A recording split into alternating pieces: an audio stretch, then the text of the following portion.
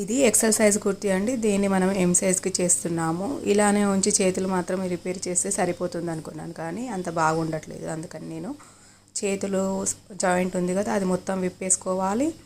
ఇంకా ఇక్కడ చేతుల దగ్గర చూసినట్టయితే మీకు జాయింట్ లాగా కనిపిస్తుంది కదా, అది అట్లానే ఉంచేసి పైకి ఒక కుట్టు వేసుకోవాలి 36 ఇంచుతోని.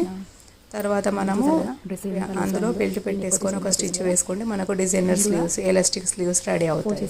ఫోల్డ్ చేసుకున్న తర్వాత చంక దగ్గర చూడండి, చంక దగ్గర ఒక మార్క్ ఇట్లా వేసేసుకొని తర్వాత షోల్డర్ నుంచి ఇక్కడి నుంచి 7.5 ఇంచులు ఉండేలాగా మార్కింగ్ చేసుకున్నాను.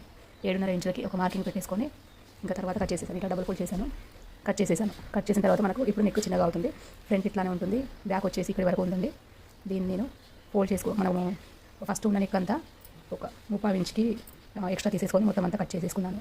దీనికి సమానంగా ఇక్కడ మన కుట్టు కోసం ఎంత కావాలి ఇంత కదా, ఇలా కట్ చేసేసుకున్నాను. తర్వాత ఫోల్డ్ చేసిన తర్వాత ముందుగా భుజాలు జాయిన్ చేసేసాను. ఓకేనా, భుజాలు మనకి కస్టమర్ భుజాలు ఎంత ఉన్నాయి చూసుకోవాలి. 13 ఇంచులు 14 ఇంచులు ఎంత ఉంది అనేది. ఈ కస్టమర్కి 14 ఉన్నాయి కాబట్టి నేను 7 ఇంచులకి మార్కింగ్ పెట్టేసుకున్నాను. భుజాలు 7 ఇంచులు, చంక పొడవు 7.5 ఇంచులకు పెట్టేసుకొని ఇంకా కట్ చేసేసుకున్నాను. ఇక్కడ లోతు మనం 1 ఇంచు తీయాలి వెనక పార్ట్కి. ముందు పార్ట్కి ఏమో ఒక 35 ఇంచు లోపలికి తీసేసుకొని పెట్టుకోవాలి. ఇంకా స్లీవ్స్ విప్పాం కదా, స్లీవ్స్ అవి ఎలా వచ్చాయో అలానే ఉంచాలి, వాటిని మాత్రం కట్ చేయకూడదు. రెడీమేడ్కు వచ్చిన స్లీవ్స్ అయితే వేరేనే ఉంటాయి కానీ.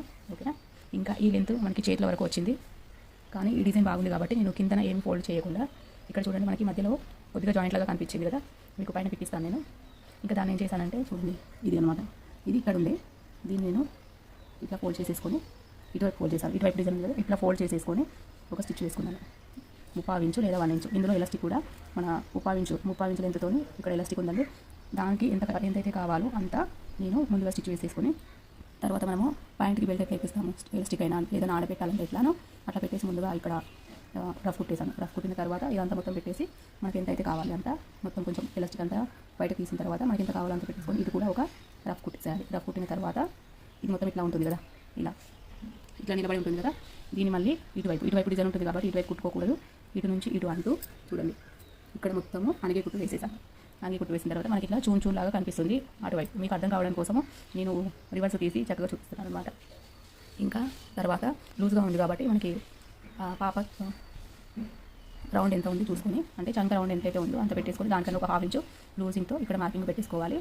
మొత్తం చెస్ట్ అయితే 9 ఇంచెస్ ఉంది, ఇంకా ఇక్కడ 8 ఇంచులు ఉంది. ఇక్కడ మార్కింగ్ పెట్టేసుకొని ఇక్కడ నుంచి ఇక్కడికి కుట్టేసుకోవాలి. ఇంకా మనకు గేర్ వచ్చేసి ఎక్కువగా ఉంటుంది కదా, చూడండి గేర్ ఎక్కువ ఉంటుంది కదా, దీనికి కొద్దిగా స్టేట్ తీసుకొని ఒక 1/2 ఇంచ్ వరకు, తర్వాత కొద్దిగా క్రాస్ చేసేస్తూ ఇందులోకి కలిపేసుకోవాలి అంతే ఇట్లా. ఓకేనా, మనకు గేర్ కింది వైపు అట్లనే ఉంచుకోవాలి, కానీ ఇక్కడ నడుం పాటు ఏదైతే ఉంటుందో నడుం పాటు వరకు